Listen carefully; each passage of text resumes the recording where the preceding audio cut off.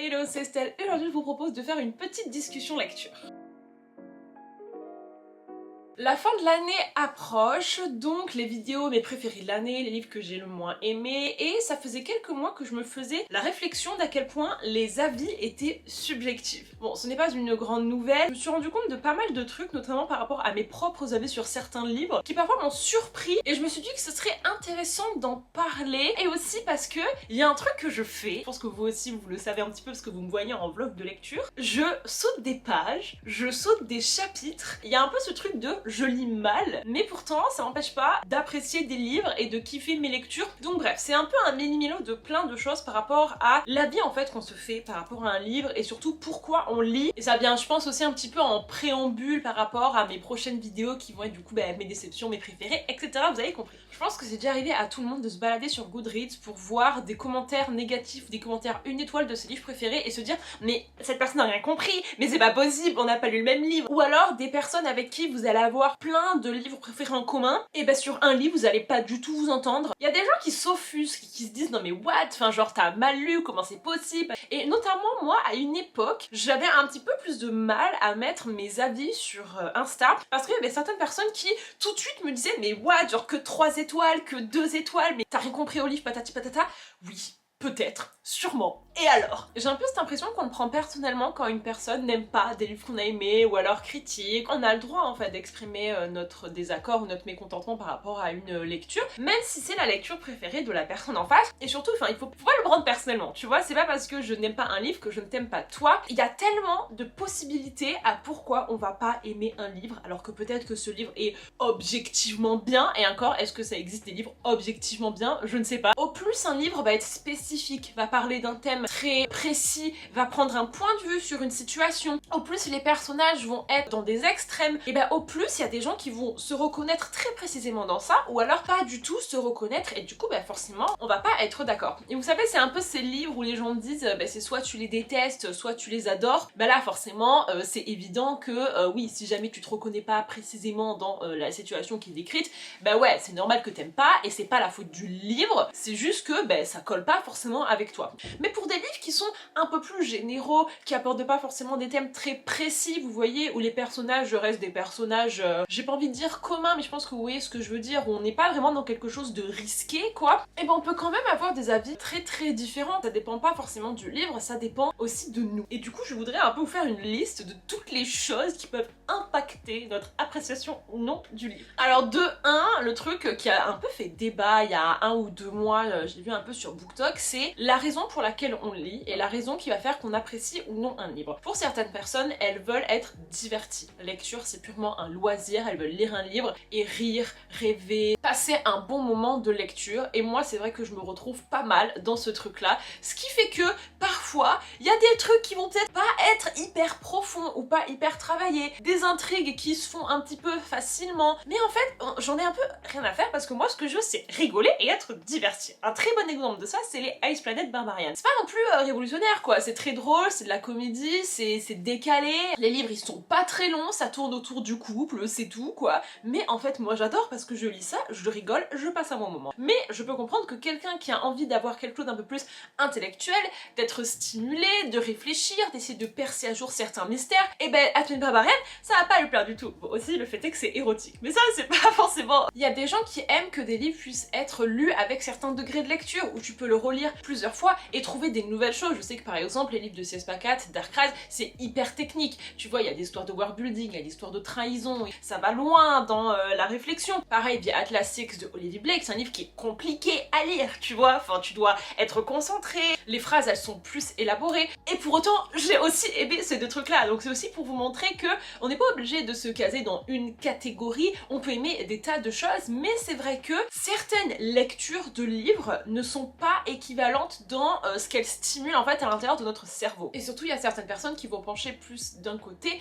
que de l'autre. Tu vois, si par exemple moi je dis j'ai rien compris à Ninth House, chose qui est très vraie, et tu vas me dire mais Estelle, enfin genre t'as fait aucun effort. Bah oui, j'ai fait aucun effort parce que à ce moment-là je voulais voulais pas être dans une lecture très intellectuelle, je voulais juste profiter et il y avait rien, tu vois, c'était trop compliqué. Et pour autant, j'ai eu beaucoup de mal avec l'As de cœur de Morgane Moncomble parce que justement, je n'arrive pas à rester juste sur le premier plan de j'adore et je profite de ma lecture. J'étais là en fait à voir des petits trucs dans l'intrigue qui ne me correspondaient pas ou qui me paraissaient un petit peu bizarres et du coup ça m'a bloqué un petit peu, tandis que si jamais tu t'en fous de ça, tu passes une très bonne lecture. Mais encore une fois, je veux insister sur le principe qu'il n'y a pas de truc supérieur, il n'y a pas de lecture supérieure, il n'y a pas de livre supérieur et c'est tout à fait ok de lire pour le plaisir. Moi je suis une grande défendeuse de ça, à vie les gars, je serai là à vous dire mais oui, mais lisez pour le plaisir en fait. Rapide petite prise de parole, j'ai l'impression d'avoir fait une équivalence qui n'était pas du tout volontaire de lire pour le plaisir égale livre pas très construit égale romance, mais en fait c'est pas du tout ça ce que je voulais dire et j'espère bien que vous l'avez compris. Ce que j'explique là-dedans, c'est que lire pour le plaisir, c'est avoir des définitions différentes pour plein de gens. Pour moi, c'est vrai que ça passe plus par de la romance, mais je sais qu'il y a des gens, leur kiff, c'est de lire de la fantasy avec des milliards de personnages et de décrypter du world building et des mystères et tout. Ça leur fait kiffer. Moi, non, tu vois, personnellement. Mais c'est ça en fait le plus important, c'est que tu acceptes que chacun ait sa propre version de lire pour le plaisir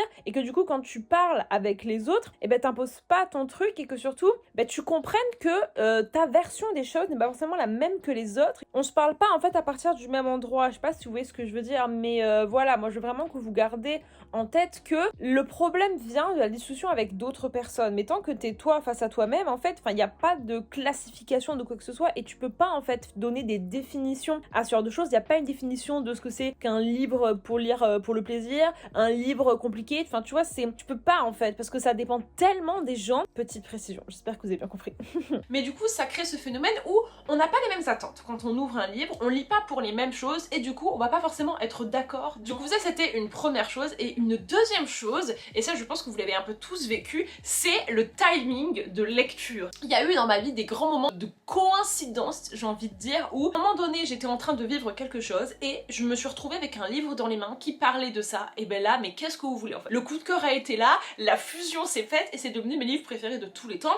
Alors que si je l'avais lu 6 mois plus tôt, peut-être que ça aurait été juste un livre lambda quoi. Donc c'est aussi ça un truc très important à prendre en compte, c'est qu'en fait, nous-mêmes en tant que personne, on évolue beaucoup, on change et il y a des fois on est plus prédisposé à aimer quelque chose comparé à d'autres moments et ça arrive en fait des fois de lire un livre au mauvais moment quoi. Mais du coup pour exemple, je vais vous parler de Happy Place de Emily Henry. Je n'aurais jamais aimé ce livre si jamais il n'était pas arrivé dans ma vie au moment où je pouvais relate à ce qui se passait parce que de base Emily Henry je l'aime pas et je pense que c'est assez clair, tous les autres livres d'elle je ne les ai pas aimés et celui-là je pense que je l'aurais pas aimé non plus, mais là je ne peux rien faire contre l'émotion, tu vois. Le livre a ses gros défauts, notamment j'étais pas du tout dedans pour les 70 premiers pourcents et pourtant il s'est classé dans mes préférés de l'année dernière à cause de ces putains de 10 derniers pourcents qui m'ont foudroyé. C'est la vie.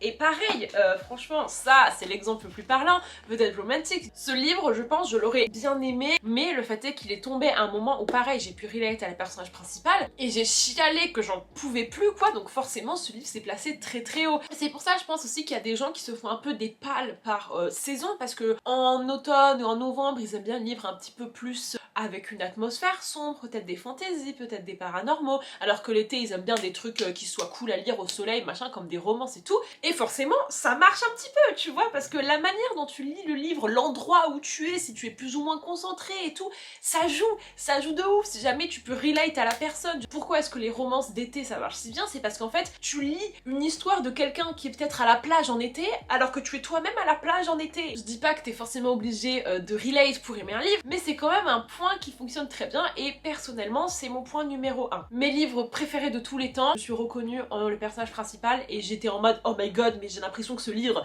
est sur moi ou ce livre parle à mon âme. Disons en fait qu'il y a des tas de choses qui vont résonner chez quelqu'un et qui vont pas forcément résonner chez quelqu'un d'autre, et ça enfin tu vas pas attaquer les gens pour leur dire oh là là mais t'as pas compris ci, t'as pas compris ça, c'est jamais ben non en fait non, moi ça m'a pas parlé quoi, ça m'a pas touché et c'est ok parce qu'en fait le plus important c'est que toi t'aies aimé ton livre, tu vois, qu'une autre personne n'ait pas aimé, ben on s'en fout. Enfin, et du coup, le contre-exemple pour cette histoire de timing, je vais reprendre Ninth House. Ce livre, je suis sûre qu'il est excellent, mais c'est juste qu'en fait, quand je l'ai lu, j'avais la flemme, j'avais pas le temps, j'avais pas envie de réfléchir et du coup bah forcément en fait j'ai rien compris quoi. Mais peut-être que si je l'avais lu à un autre moment ça aurait été mon livre préféré de tous les temps, on ne sait pas. Un autre point aussi qui peut de ouf impacter la lecture, et moi ça aussi j'y suis très sensible, c'est à quel point le livre est hype ou non et l'avis des autres. Je suis une personne qui est extrêmement influençable. Du coup, si quelqu'un me dit « lis ça, c'est trop bien, c'est vraiment trop bien », je vais ouvrir le livre en me disant « oh waouh, ça va être trop mon truc, ça va être totalement mes vibes ». Et en fait, je me retrouve à aimer un livre que peut-être si jamais on m'avait pas fait tout le préambule, je me serais dit « bof en fait ». Et là-dedans, je pense que la fandom se classe énormément. Par exemple, si jamais je vais voir qu'un livre, il a des tas de fan art, il y a des gens qui font des edits sur TikTok et tout, je vais me dire « oh putain, ça a l'air trop bien et tout ». Et en fait, je commence à fangirler, pas sur le livre en lui-même, mais sur l'ambiance en fait, sur la fandom quoi, de manière générale. Et ça j'ai un très bon exemple, c'est Magnolia Parks. Jamais je n'aurais terminé ce livre les gars, jamais en lisant les 3 premiers chapitres je me serais dit je continue, parce que clairement le début de ce livre c'est un peu what the fuck, genre même moi je me dis mais quoi, et même genre cette couverture, mais de savoir à quel point les gens en parlent de bien, fandom, les citations, bref, je voyais en fait ce monde de gens qui aiment ce livre et j'étais en mode oh waouh, j'ai envie de rentrer dans ce monde, tu vois. Et au final, je suis tombée amoureuse de cette saga et c'est une de mes préférées de cette année, alors que sur le papier, c'est pas forcément des trucs que j'aime, tu vois, c'est des relations toxiques et tout. Je pense que j'aurais peut-être pas continué, tu vois, si jamais on m'avait pas prévenu. Et pour ça, même exemple, Once Upon a Broken Heart de Stephanie Garber, le début de ce livre, j'étais pas du tout à fond, hein. Genre je me rappelle que les premiers 70%, je me disais mais j'aurais 100% de GNF si jamais on m'avait pas dit mais continue, ça va être trop bien, persévère et tout, et si jamais j'avais pas vu les fanarts, etc. Et du coup j'ai persévéré et je me suis dit ah putain mais en fait ouais c'est trop bien et tout. Et je pourrais vous citer encore plein d'exemples de livres comme ça où en fait si on te force pas un petit peu et si on te promet pas un truc de ouf sur la fin, tu vas peut-être pas forcément aller jusqu'au bout et du coup bah, tu vas rater une lecture de ouf. Dans la même vibe, il y a les auteurs et les autrices que t'adores. Je sais par exemple que je me suis lancée dans A Novel of Story de Ashley Poston en me disant ça va être incroyable parce que c'est Ashley Poston et tout, j'ai débuté le livre et tu sais j'étais un peu en mode oh là c'est incroyable, oh là c'est incroyable, alors que en soi, enfin quand j'y repense maintenant, il y avait un peu rien et ce livre il s'est effacé de mon cerveau mais aussi rapidement qu'il est arrivé et je pense que je l'ai pas du tout aimé. Vu que j'adore cette meuf, tout ce qu'elle fait, j'ai un peu ce filtre sur mes yeux de oh là c'est incroyable, mais en fait là je me dis mais non, mais c'était pas si bien tu vois. Et enfin pour clôturer cette vidéo, je vais vous parler de la réflexion que je me fais et qui c'est un peu dévalorisant mais en même temps ça me fait rire et surtout j'ai l'impression que personne ne parle de ça. Ouais les gars, enfin je saute des pages, je saute des paragraphes, c'est naturel pour moi et pourtant j'ai sauté des pages de mes livres préférés et c'est toujours quand même mes livres préférés et quand j'en parle les gens me regardent un peu en mode mais what, mais comment ça et tout. Et donc j'aimerais bien si jamais il y a d'autres personnes qui sautent des pages, s'il vous plaît, est-ce que vous pouvez venir avec moi et me dire que je suis pas la seule. En fait genre la chimie de mon cerveau quand je lis un livre, je veux être intéressée, je veux être agrippée. Et si quand je commence un paragraphe, la première phrase je suis en mode ça je veux pas savoir, je m'en bats les couilles, je passe au prochain paragraphe. Et c'est un petit peu naturel, c'est-à-dire que je contrôle pas, je veux être divertie, je ne suis pas divertie, je passe à la phrase en dessous. C'est radical. C'est pour ça que j'en veux à certains autoristes qui foutent des infos mais énormes au milieu d'un paragraphe et qui ne reviennent pas à la ligne. Non en fait, parce que s'il y a des gens comme moi, pensez aux gens comme moi qui ont besoin d'être divertis à chaque phrase, qui n'ont pas de patience. Vous avez un truc important à lire ou quand vous changez d'idée, vous revenez à la ligne. Et ça, enfin c'est un truc que normalement, oui, quand tu changes d'idée, tu reviens à la ligne. Et ça c'est un truc que je fais énormément dans mes livres parce que je suis un peu conçue comme ça. Notamment, je sais que dans pas mal de fantasy ou quoi, quand j'arrive et que je vois que le paragraphe ou que toute la page c'est de la description, je m'en fous. Et ça, je pense que c'est aussi dû au fait que je visualise pas. Vous savez, il y a des gens qui visualisent pas, je visualise pas. J'ai pas la tête des gens, j'ai pas les endroits, je ne vois rien, c'est vide dans ma tête. Donc forcément, quand tu me balances de la description, ben moi je m'en fous parce que je vais lire des trucs qui ne vont pas se matérialiser dans ma tête, donc je saute des pages. Ça m'arrive quand ça commence à me saouler, mais que j'ai quand même envie de savoir la suite parce que j'aime bien les personnages, de lire que les dialogues. Et ça, je sais que quand je l'ai dit à Clara, elle a dit mais what? Oui. Dans ce livre, par exemple, il y a plusieurs fois où en fait, ben moi je m'en foutais, il racontait je ne sais pas quoi, et ben non, moi je suis arrivée et j'ai lu tous les dialogues. Et je vous jure que parfois ça change pas grand chose. Donc oui, peut-être que je peux pas vous décrire précisément quelles sont toutes les scènes qui se passent. Oui, je peux pas vous décrire comment elle est sa baraque. Oui, je peux pas vous expliquer la backstory de tous les personnages, mais ça ne me dérange pas puisque c'est pas ce que je recherche pour aimer un livre. Certes, dans certains cas, je vais kiffer de ouf. Par exemple, dans Magnolia, je lis chaque phrase parce qu'en fait, chaque phrase me divertit et c'est bien pour ça que j'adore ce livre. Mais dans certains cas, j'ai pas besoin de ça en fait. Vous voyez, moi je peux très bien kiffer de ouf un livre juste en lisant les dialogues parce que les dialogues sont cool et que les personnages sont cool. Moi je suis un petit peu dans cet état d'esprit où tant que ça me plaît et tant que je passe un bon moment, tant mieux. Mais je vais pas me forcer à lire 4 pages de description. Ça va me faire passer un mauvais moment et ça va faire que je vais en avoir marre du livre et que je vais arrêter le livre. Donc au lieu de faire ça, je lis que les dialogues et à la fin, je suis très contente, tu vois. Certes, on n'a pas lu le même livre, certes, si tu me racontes des détails, je vais te dire en mode non, je ne sais pas, mais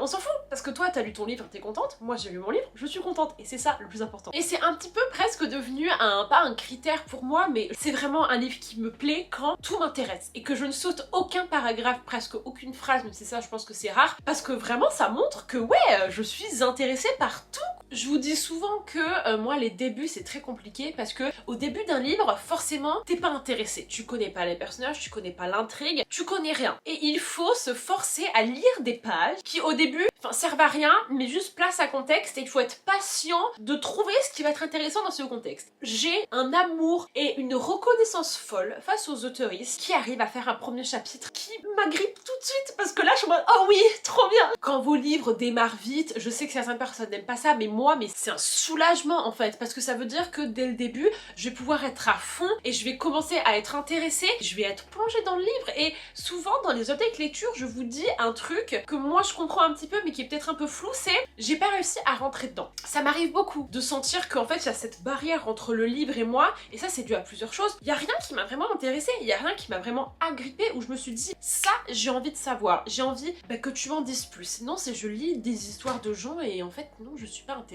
Ou alors que le personnage ne me parle pas du tout. C'est quelqu'un à qui j'ai pu relate, zéro. Je m'en fous de savoir ce qu'il va faire dans sa vie parce que je ne suis pas intéressée par cette personne. Et ça arrive souvent. Et c'est pas forcément la faute du livre. Son seul défaut finalement c'est qu'en fait il me correspondait pas. Mais ça veut pas dire qu'il va pas correspondre à d'autres personnes. Ça m'a même pas touché au point que ça m'a pas plu. Et c'est pour ça que des fois j'apprécie les livres qui me mettent en colère. Par exemple, Every Summer After de Carly Fortune. Je l'ai pas aimé, il m'a mis en colère. Ça m'a perturbée parce qu'en fait je me suis reconnue dans ce livre et j'ai pas du tout apprécié comment la personnage principale elle avait été traitée. Mais au moins ce livre il a déclenché une émotion en moi. Ouais, j'ai continué à lire parce que je voulais savoir. Ça me révoltait parce que je me disais mais qu'est-ce qui se passe en fait? Non, je suis pas d'accord et tout. En fait ce livre il m'a laissé un gros souvenir, tu vois. Et mine de rien je crois que je lui ai donné 3 étoiles parce que je dois récompenser le fait que j'étais investie. Et aussi on va parler du fait de lire vite. C'est des commentaires que je pense que pas mal de gens ont sous leurs vidéos. Oh là là mais de toute façon tu lis trop vite, tu peux pas apprécier des livres quand on lit autant machin. Moi j'ai jamais eu ça, tant mieux. Après je pense qu'il y a des gens qui lisent beaucoup plus que moi mais aussi des gens qui lisent beaucoup moins que moi. Mais vous voyez, j'étais intéressée de savoir ce que je penserais de mes lectures suite au challenge que j'ai fait cet été, le challenge vice versa. J'ai lu une 50aine de livres en 2 mois, ce qui est énorme, c'est un livre tous les 2 jours. Et c'est très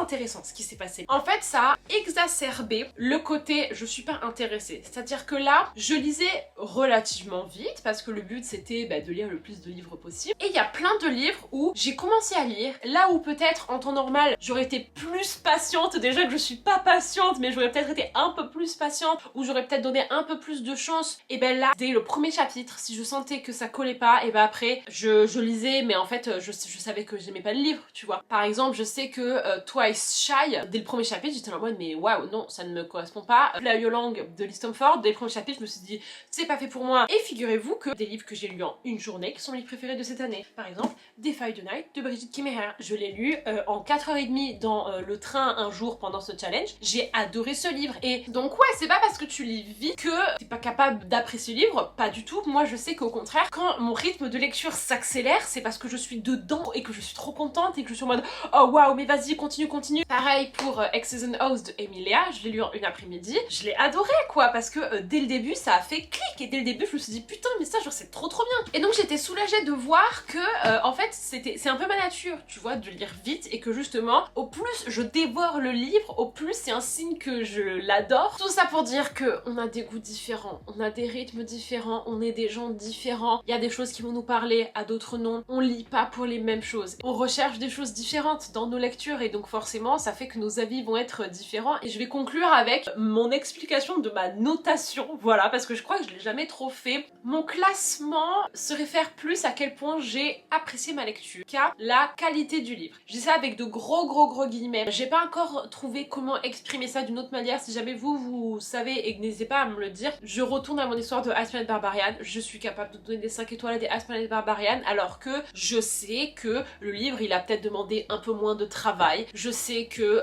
le livre il a été moins approfondi, mais en fait moi ce que je récompense c'est à quel point j'ai passé un bon moment et pas forcément à quel point la plume était belle, à quel point les personnages étaient profonds et tout. Parfois ça va jouer en la faveur du livre et en le fait que je vais apprécier le livre, mais parfois je vais y être complètement insensible. La plume par exemple ça va pas forcément me faire ouhouhou, sauf si c'est des plumes type Jandy Nelson ou C.S. Pacat où là pour le coup je le vois, je le ressens, je l'aime, je le comprends. Pareil, le world building, je suis désolée, je m'en fous un petit peu, moi ce qui compte c'est les personnages.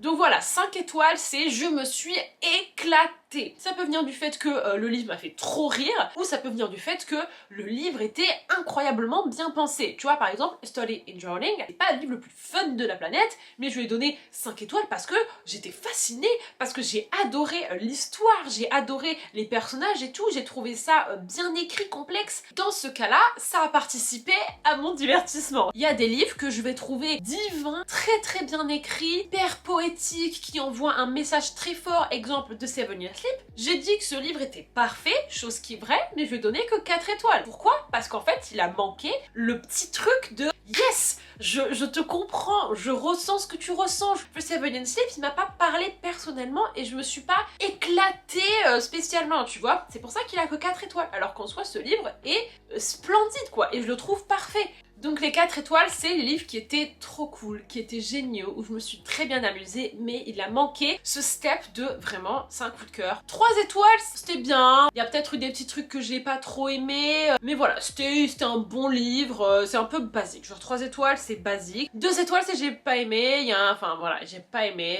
et 1 étoile, c'est vraiment que le livre il m'a attaqué personnellement quoi. À Orion j'ai mis 1 étoile parce que j'étais vénère comme pas possible, et ça c'était un truc que j'avais du mal à faire avant. À l'époque, même si un livre m'avait fait passer la meilleure lecture de ma vie, mais que je le trouvais peut-être pas super bien écrit, que c'était pas hyper construit ou quoi, et ben j'avais du mal à le mettre 5 étoiles parce que je me disais ah mais ça vaut pas un C.S. Pacat, un Study in Journaling par exemple, et après je me suis dit mais en fait mais qu'est-ce qu'on s'en fout, genre mes 5 étoiles c'est juste les livres où je me suis amusée de ouf et où j'ai trop kiffé ma lecture quoi, et on s'en fout si c'est pour des raisons différentes en fait, ils méritent tous d'être là. Voilà, tout ce que je voulais vous dire pour cette vidéo, c'est un peu un fouille de plein de trucs, j'avais juste envie de vous parler. Voilà, n'hésitez pas à me dire ce que vous en pensez en commentaire, parce que j'avoue que c'est un débat qui est super intéressant, quoi. Je vous fais des gros bisous et je vous dis à la prochaine vidéo.